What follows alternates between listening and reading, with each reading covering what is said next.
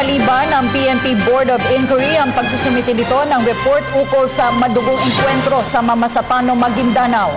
Ayon kay PNP CIDG Chief at BOI Chairman Benjamin Magalong, humingi pa ito ng 3 araw na palugit upang matiyak na tama at maayos ang lalamanin ng naturang report.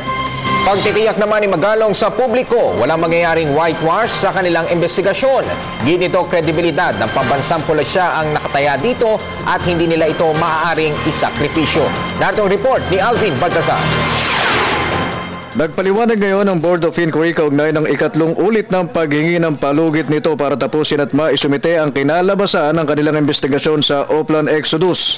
Sa pagharap ni BOI Chairman Police Director Benjamin Magalong sa media, aminado itong hirap silang tapusin ang report dahil rin sa tambak na mga ebidensya na kailangan nilang isa-isahin silipin. Punto ni Magalong, hindi naman sila papayag na masakripisyo ang kwalidad ng resulta ng kanilang ikinasang investigasyon na ang layunin ay mabigyan ng hustisya ang mga kaanak ng biktima at matukoy kung sino-sino ang nagkamali. Ang purpose lang po namin dun sa aming request for extension huwag lang po masacrifice yung quality po ng aming investigasyon at yung quality po ng aming report.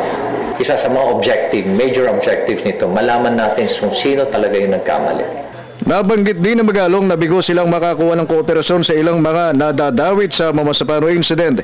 Ito partikular ay ang makuha na ng interview ang ilang MILF, ilang personalidad sa Armed Forces at si resigned PNP Chief General Alan Purisima.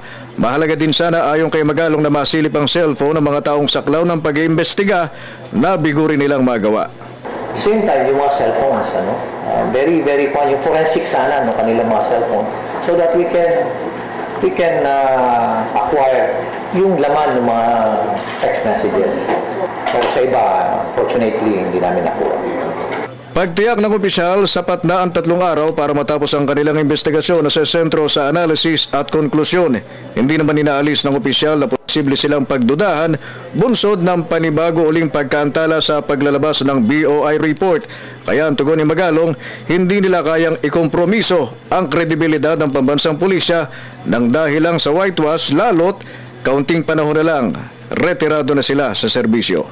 Dahil pag ito talagang pinalanghiyan namin itong aming investigasyon ngayon, hindi lang kami masisira rito. The entire Philippine National Police, yung credibilidad ng entire Philippine National Police is at stake here. And we cannot afford to leave that bad legacy. Malapit na kaming mag-retire. Para sa Telebisyon ng Bayan, Alvin Baltazar.